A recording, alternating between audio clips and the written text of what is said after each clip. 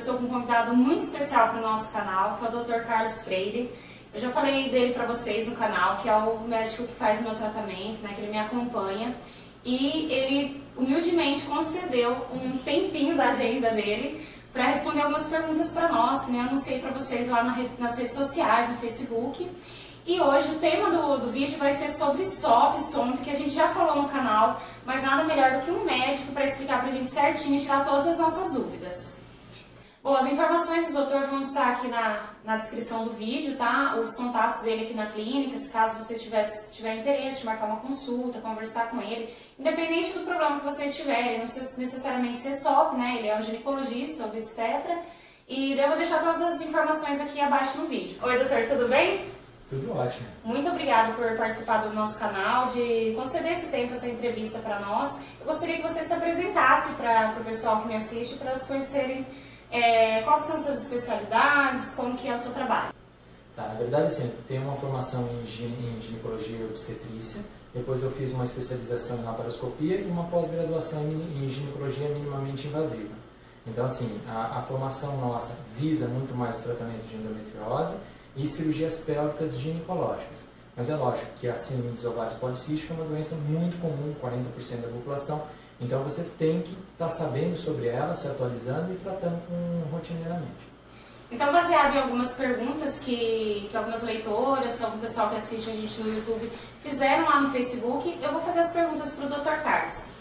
Doutor, o que é a SOP e a SOMP, né? Que todo mundo conhece essas siglas, o que significa, o que é essa doença, não sei se assim a gente pode falar. Na verdade, a síndrome dos ovários policísticos, eu prefiro esse termo porque quando a gente fala em síndrome, eu não estou falando uma patologia única.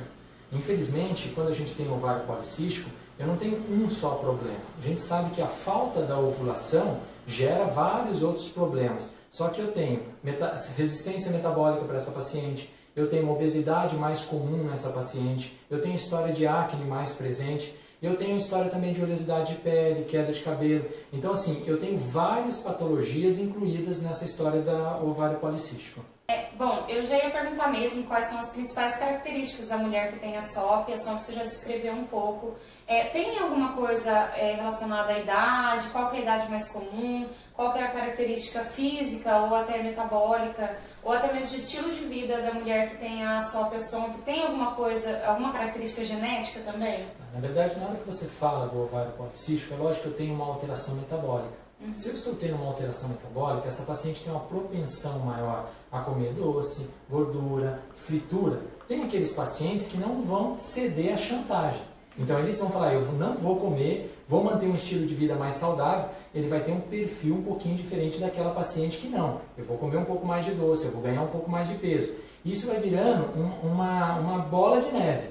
Porque a partir do momento que eu tenho a SOP, e eu não trato ou eu não faço o controle adequado dela, eu cada vez mais vou ganhando peso, vou criando uma resistência insulínica que obrigatoriamente vai piorar a síndrome dos ovários policísticos, obrigatoriamente vai me formar no caso, um anticoncepcional natural no organismo, porque a obesidade faz isso com a paciente, eu vou trocar mais estrógeno na periferia, então, ou seja, vai virando um ciclo muito ruim para essa paciente. Ela vai tendo mais dificuldade de perder peso, vai tendo mais dificuldade de ovular, e aí acaba gerando um quadro muito mais angustiante para essa paciente. Assim, então a gente pode dizer que a síndrome do ovário policístico, ela é um ciclo vicioso nesse sentido de peso, desse estilo, porque como tem a resistência à insulina, então a mulher ela acaba tendo a tendência a comer mais doce e a engordar, e também os ovários policísticos podem afetar isso também, é isso? Com certeza, aquela paciente que não está tratando, que não está acompanhando, ela vai entrando nesse ciclo e ela nem está sabendo o que está acontecendo. E é tudo realmente, é uma consequência da outra. Se de repente eu paro, dou um stop, eu começo a tratar essa paciente, ela começa a ter mais facilidade de perder peso. Lógico que eu preciso da colaboração dela, ela precisa ter um rigor, tanto quanto as outras pacientes. Eu falo que quem tem o ovário policístico, quem tem a resistência insulínica e tem a síndrome dos ovários policísticos, que é o que a gente chama, é como se ela estivesse sendo sabotada todo o tempo na hora de fazer a dieta dela. É isso que é ruim. Os leitores querem saber qual que é a correlação dessa síndrome com a falta de ovulação. Por que a mulher que tem esse problema, ela não ovula? Na verdade, aquela paciente que tem um ovário policístico, vamos pensar de uma forma diferente para ficar mais fácil. Imagina que no ovário eu teria que ter uma camada só que está protegendo esse óvulo que está em formação e que vai romper. Aquela paciente que tem o ovário policístico é como se ela tivesse uma camada mais grossa. Então eu tenho mais dificuldade para ovular ainda. E a gente sabe que o ciclo da mulher, depois mais à frente você vai mostrar um vídeo explicando isso com mais detalhe, a paciente já nasce com um número pré-determinado de óvulos. Em determinado momento da vida e durante todos os meses, a mulher vai desenvolvendo esses óvulos, então ela vai fazendo com que o óvulo sofra um estímulo, ele vai crescer de tamanho e quando ele atinge o tamanho ideal, ele tem que romper. A partir do momento que ele não rompe, ele não forma o corpo lúteo. E o corpo lúteo é o relógio biológico da mulher. Obrigatoriamente, 14 dias depois que formou o corpo lúteo, a mulher menstrua. Então, no momento que eu não conseguir romper o folículo, eu não ovulei, eu não tenho chance de engravidar. Eu não formo o corpo lúteo, eu começo a ter uma irregularidade menstrual e aí tem as outras alterações do ovário policístico, que são a síndrome metabólica, resistência insulínica, obesidade, que tudo caminha junto. Entendi, legal. Então, qual que é a relação então da SOP com a infertilidade? É isso, a mulher ela não ovula. Perfeito, ela tem mais dificuldade de ovular. Para explicar para o paciente fica mais fácil quando eu coloco uma paciente que não tem ovário policístico com aquela que tem ovário policístico. Essa paciente durante um ano vai ovular algo em torno de 10 vezes. Essa paciente que tem ovário policístico, se ela não estiver tomando nenhum remédio, não estiver fazendo nada, ela vai ovular em torno de 3 vezes. Então na hora que eu comparo, quem tem mais oportunidade de engravidar? Mas as duas ovulam, só que em tempos diferentes. Existe a possibilidade, sim, de engravidar quando se tem SOP, mas as chances são bem inferiores, são bem inferiores. Tá. Eu recebi algumas perguntas sobre a questão hormonal, não somente da ovulação. A pessoa que tem a síndrome dos ovários policísticos, qual que é a alteração hormonal que ela tem também? Ela tem algum tipo de, assim, me perguntaram sobre, por exemplo, a progesterona, sobre a espessura do endométrio, tem alguma coisa a ver que dificulte, por exemplo, a nidação, né, que é a implantação do embrião, alguma coisa assim? Tem mais um agravante, por exemplo, ela ovulou, mas isso pode atrapalhar mais alguma outra coisa? Na verdade, sim, aquela paciente que tem um ovário policístico, como ela não ovula todos os meses, digamos que o organismo dela, todos os meses, tem que reaprender com o que ele vai poder computar. Então, se eu tenho na fase final, que é a fase do corpo lúteo, uma quantidade muito mais alta de progesterona, essa paciente ela vai ter essa irregularidade por mais tempo. Porque eu estou sem menstruar há 10, 15, 20, 30, 40 dias. Então, eu vou estar arrastando um pouquinho mais. Por isso que as pacientes têm um pouquinho mais de edema, por isso que as pacientes acabam tendo um pouquinho mais de hipertricose, a história de acne. Então é um conjunto, não é uma única coisa. Então é lógico que na hora que eu ovulei, fiz tudo direitinho, pode acontecer algumas falhas. Tá, então resumindo, a síndrome dos ovários policísticos, ela pode ter sim uma relação com a anovulação, que é não ovular, ou ciclos menstruais longos ou desregulares, é isso? Na verdade tem toda a relação. Quando a gente fala em SOP, é a falta da ovulação. E essa falta de ovulação é que vai estar desregulando toda a situação. Lembrar que quem tem ovário policístico e está diagnosticado que tem, ela vai ter o resto da vida. O que ela tem que fazer é tratar as consequências, tratar a resistência, tratar a obesidade, tratar outros sintomas que poderiam piorar essa síndrome. Ela não tem cura, ela não vai tomar um remédio e nunca mais ter. É muito comum uma paciente que está usando um anticoncepcional, ela faz um ultrassom e some aqueles cistos no ovário. Aí ela volta no médico e fala, olha, tratei, curei. E o médico fala, não, olha, está lindo o seu ovário, sumiu o ovário policístico. Mentira! O ovário policístico sumiu porque ela está usando o anticoncepcional que não está deixando ela ovular, formar novos folículos. Então o ovário fica em repouso, reabsorve aqueles cistos. A partir do momento que ela para de tomar o anticoncepcional, ela volta a andar normal e ela volta a formar folículos sem a ovulação, porque é uma doença crônica. Bom, doutor, para a síndrome dos ovários policísticos, se a mulher ela não quer engravidar, por exemplo, qual é o melhor tratamento? O melhor tratamento hoje é usar anticoncepcional. Agora, existem anticoncepcionais melhores para cada uma das pacientes que nós temos. Então não adianta eu querer chegar e falar assim, ó, vou usar só ciproterona, que são os remédios mais antigos, que é um antiandrogênico. É a primeira escolha? Nem sempre. Eu tenho outras opções e eu tenho que adequar cada paciente. Vamos lembrar de uma teoria que se falava antigamente. Olha, eu usei anticoncepcional durante 10 anos e agora eu estou tentando engravidar e eu estou tendo dificuldade para engravidar. E é porque eu usei o anticoncepcional há 10 anos. Mentira! Essa paciente provavelmente já tinha, há 10 anos atrás, ovário policístico. Agora que ela parou de usar o anticoncepcional, ela está apresentando dificuldade pelo ovário policístico e não pelo uso crônico do anticoncepcional. Tanto é verdade que hoje, em alguns casos de ovário policísticos mais complicados, a gente pede para o paciente dar uma pausa, usa uns 3 meses ou até mesmo 6 meses de anticoncepcional e depois retoma a fertilidade, procura fazer ovular, procura usar alguns remédios. Então, ou seja, não é exclusivamente o anticoncepcional que trouxe essa dificuldade para ela. Sim. Assim, não especificamente para quem tem ovário policístico, mas é uma pergunta que sempre o pessoal vem me perguntar, é muito frequente. A pessoa que toma anticoncepcional, existe aquele negócio que muita mulher fala isso, eu parei de tomar anticoncepcional, preciso desintoxicar o meu corpo do anticoncepcional. Tem alguma coisa a ver? Isso depende de mulher para mulher? Como que é? Então, depende, na verdade, qual é o tipo de anticoncepcional. Se eu estou usando um anticoncepcional trimestral, que eu aplico uma injeção hoje, eu vou ficar 3 meses sem ter, na verdade, a ovulação, essa paciente vai ter que esperar os 3 meses dele. Agora, a maior parte dos remédios que nós temos, no próximo ciclo, ela já está ovulando adequadamente. Então, isso daí era também aquela história de teoria que a gente achava que era verdade, mas não é. Hoje o ideal é assim, eu quero engravidar, paro o anticoncepcional e já tento engravidar. Isso seria o mais correto. E até, me corrija se eu estiver enganada, quem tem ovário policístico, as chances de engravidar nos primeiros ciclos após o uso do anticoncepcional são maiores por ter diminuído a quantidade de cistos, não é? Não só por diminuir a quantidade de cistos, mas por você ter regulado por um período a fase dela ovulatória. Então, isso é melhor. E se você for ver, é o que eu falei, há 6 meses atrás, algumas pacientes a gente usa o anticoncepcional por 6 meses e depois tenta fazer ela engravidar. Então, nada mais é do que verdade. Vale a pena usar o anticoncepcional. Às vezes, para a mulher que está tentando engravidar, é angustiante isso, né? Mas, de repente, é um tempo que vale a pena. Porque esses 3 meses que, de repente, ou 6 meses que ela está tratando com anticoncepcional, talvez seu anticoncepcional esteja perdendo tempo. Porque cada vez vai ficar mais difícil, não é? E você vai destruindo também o ovário, porque você tem que recuperar esse ovário. A paciente que você está tentando fazer ela engravidar, obrigatoriamente você está usando alguns remédios, que indiretamente também está piorando.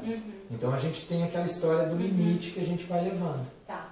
E é nessa parte mesmo que eu já ia chegar. Quais são os melhores tratamentos, assim, ou quais são os tipos de tratamento para quem tem ovário policístico e quer engravidar, que não seja, por exemplo, o uso do anticoncepcional?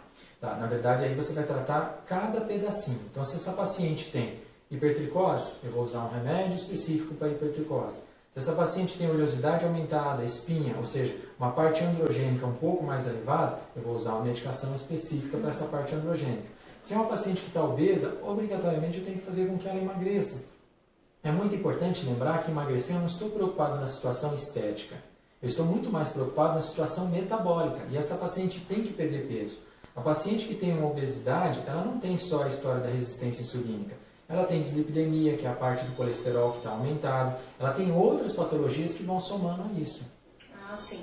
Então, na verdade, não existe um tratamento assim pronto. Precisa de realmente uma avaliação, uma consulta, exames que você pede para realmente ver qual que é a síndrome, qual que é o problema mesmo, né? As características. Você precisa individualizar a doença. Eu não posso tratar uma paciente da mesma forma que eu trato a outra, como se fôssemos todos iguais. Não existe isso. Eu tenho que analisar a história da idade, é muito importante, porque pacientes que têm uma idade mais avançada eu tenho que correr um pouquinho mais. Eu tenho que ver se essa paciente tem realmente muitos cistos nesse ovário, se ela está numa fase perto de um período da menopausa. Porque tem muitas mulheres que têm 35, 36 anos e de repente ela já está gastando toda a parte dos óvulos que ela tem e ela vai entrar na menopausa mais precoce. Então tem exames que eu posso estar fazendo para saber sobre isso. Ah, sim. Então tem vários fatores, inclusive a idade mesmo, né? Que já muda a capacidade de fertilidade da mulher também, naturalmente. Bom, um dos tratamentos que se usa para a mulher que quer engravidar e não ovula é o uso dos indutores, né? E é uma preocupação muito grande que eu tenho. Algumas mulheres me procuram perguntando como usar indutor, como funciona.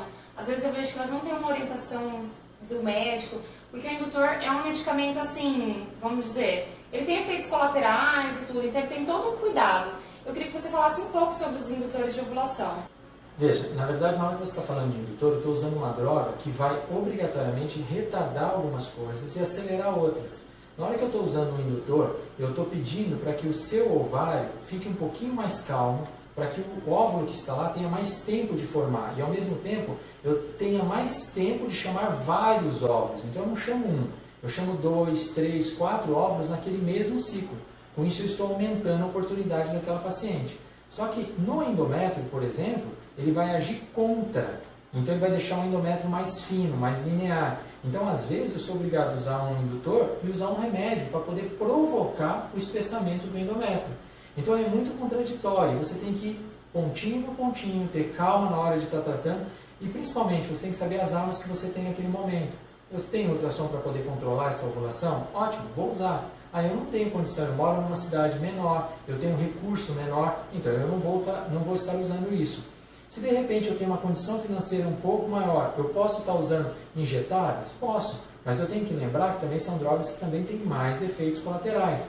Então a gente tem que analisar cada item, discutir com a paciente e ela não tem obrigação de saber isso. É o médico que tem que expor quais as opções que nós temos e em conjunto você chegar num que seria melhor. E até, você falando sobre isso, uma cidade menor, até condições financeiras, eu recebi uma pergunta específica e eu acho que é bem válida, assim. Porque existem pessoas que moram no Brasil inteiro, que assistem a gente, até fora do país, que não têm condição, às vezes, de distanciamento mesmo, de fazer um controle de ovulação com ultrassom e até de medicamentos. Existe alguma forma, assim, mais barata de tratamento para quem tem ovário policístico? Na verdade, sim, eu acho que a forma mais barata de você tratar o ovário policístico é, primeiro, você dar o diagnóstico precoce. Então, eu estou fazendo uma coisa que chama profilaxia. E se essa paciente já tem um diagnóstico precoce, eu vou estar usando um anticoncepcional, ou eu vou estar tratando cada patologia que ela tem. Ela é obesa? Vamos colocar, de repente, num regime, vamos colocar para ela atividade física, que é muito importante, a gente esquece disso, e vamos dar alguns remédios específicos. Então, assim, eu não vou precisar de grande estrutura para fazer isso. Depois que essa paciente já tem uma certa idade, se infelizmente ela não fez o tratamento adequado, lógico que fica um pouquinho mais difícil. Mas eu posso usar só um regulador de ciclo, sem usar um indutor. Isso traz uma expectativa melhor para ela, eu coloco o ciclo dela mais no lugar. Na falha disso, eu vou começar a induzir com drogas mais baratas, que são drogas à base do clomifeno, que é o citrato de clomifeno, que são bem mais simples e com efeitos colaterais menores. Aí, depois desta fase, aí o custo já começa a elevar muito. Aí eu já acho que precisa ter alguém que faça ultrassom seriado, que esteja mais próximo. Porque senão eu estou gastando muito na parte financeira e na parte emocional, que é muito pior. Toda vez que a mulher vê a menstruação e ela está tentando engravidar, é muito triste, é muito difícil para ela aceitar isso. Essa parte é muito importante, a parte emocional, e realmente só a mulher que tenta engravidar sabe quanto que cada ciclo negativo quanto é frustrante, né? Então, doutor, se você puder fazer um resumo, uma recomendação para quem desconfia ou já tem um diagnóstico do ovário policístico, qual seriam assim, as melhores escolhas para essa pessoa fazer? Na verdade, sim, a profilaxia. Então, tratar precoce, eu acho que é muito importante para o ovário policístico. Orientar bem essa paciente que ela tem que manter um certo rigor no sentido de ganho de peso. É uma paciente que tem que fazer uma academia, tem que tratar quando eu estou com curiosidade aumentada, porque isso acaba influenciando bastante. Devo ou não usar anticoncepcional? Aí é contraditório e eu tenho que pontuar a cada paciente. Mas, na regra geral, sempre se entra com anticoncepcional. Tá? Isso é muito importante. Em resumo, se a gente falar de qualidade de vida, é o que nós estamos pensando, que é uma qualidade de vida boa, eu não vou ter obesidade, não vou ter dislipidemia, não vou ter história do diabetes. Agora, a partir do momento que eu tenho a patologia, é claro que eu também tenho que tratar cada item. Sim, porque também só qualidade de vida boa, exercício físico, alimentação boa só traz benefícios mesmo, né? Até mesmo para depois quando a pessoa engravidar, né? Correto. Mas é isso então, doutor. Obrigada, viu? Mais uma vez, muito obrigada pelo privilégio de você estar concedendo uma entrevista para o nosso canal. E, se Deus quiser, a gente vai gravar mais vezes e trazer temas diferentes para as nossas leitoras. Tá bom? Estamos à disposição. Obrigada.